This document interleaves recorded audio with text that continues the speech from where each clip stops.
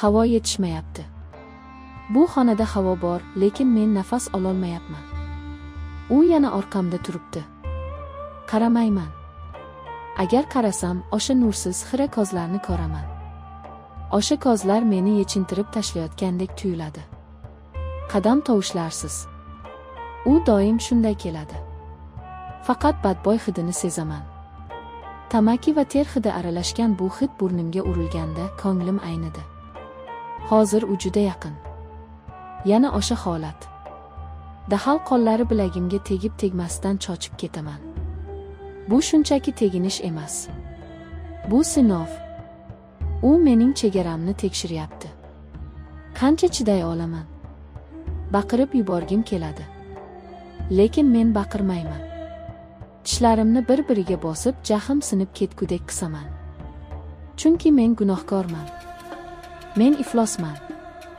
Hayolim yana 60 ga, o'sha begona xonadonga, oyimning mehmoni bilan bo'lgan kunlarga ketadi.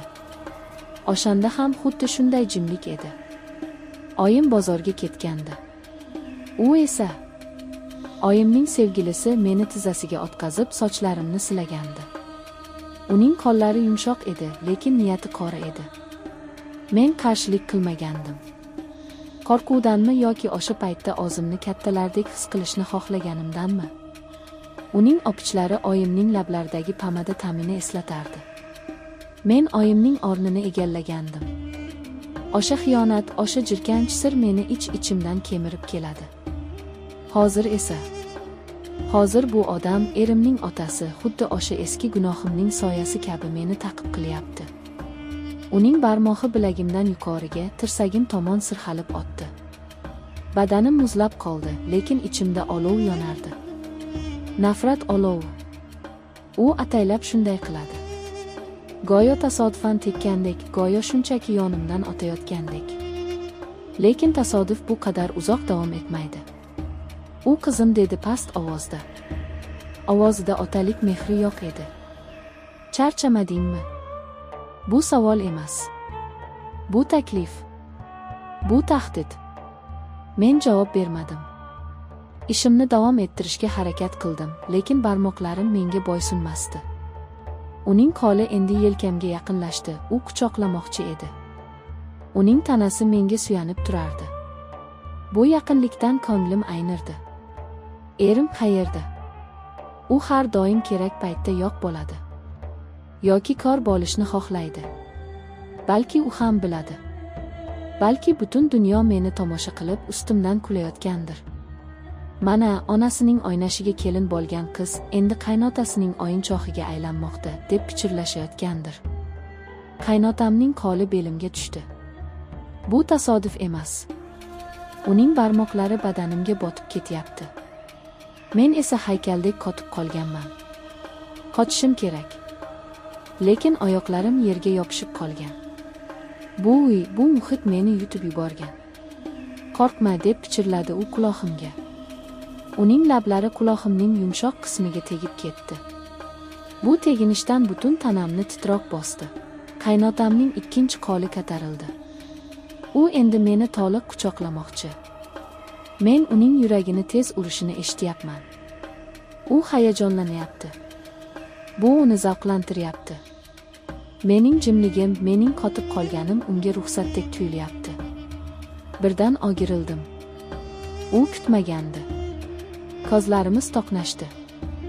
Uning ko'zlarida qo'rquv yo'q, faqat shahvat va o'ziga ishonch bor. U meni hech kimga aytolmasligimni biladi. Kimga aytaman? Erimgami? U otasiga ishonadi. Ular meni ayblashadi. O'zi quyruq likillatgandir, deyishadi. Axir mening 60im bor. Oyisining oynashi bilan bo'lgan qizdan nima kutish mumkin? Nima qilyapsiz dedim, lekin ovozim o'zimga ham eshitilmadi. Bu shunchaki og'iz qimirlashi edi. U jilmaydi. Bu tabassum emas, bu yirtqichning tishlarini ko'rsatishi edi. Hech narsa dedi u qo'lini belimdan olmasdan. Barmoqlari yana harakatga tushdi, endi biroz pastroqqa siljidi. Shunchaki charchaganingni bildim. U yolg'on gapiryapti. U biladi. U mening qaltirayotganimni, ichimdagi baqiriqni his qilyapti. Va bu unga yoqyapti. Qaynotamning yuzi yaqinlashdi. U o'pmoqchi. Xuddi o'shanda yoshligimda bo'lganidek.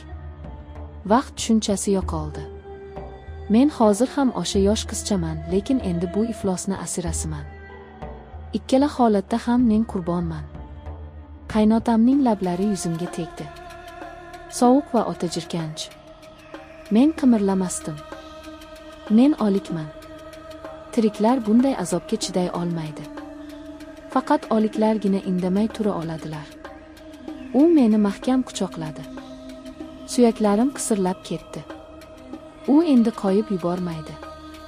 Uning nafasi mening nafasimga aralashib ketardi. Biz bitta iflos vujudga aylanib ketgandik. Yordam yo'q. Hech kim kelmaydi. Chunki men o'zim shu yo'lni tanlaganman.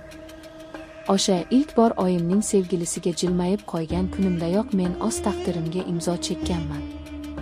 Bu odam esa o'sha gunohimning aks sadosi. U quloqimga nimanidir pichirlardi. So'zlarni tushunmadim, faqat tovushni eshitardim. Men ko'zlarimni ochmayman. Ochsam haqiqatni ko'raman. Haqiqat esa shuki, men bu jirkanch quchoqdan qochishni xohlamayapman. Chunki men balchiqqa botib bo'lganman.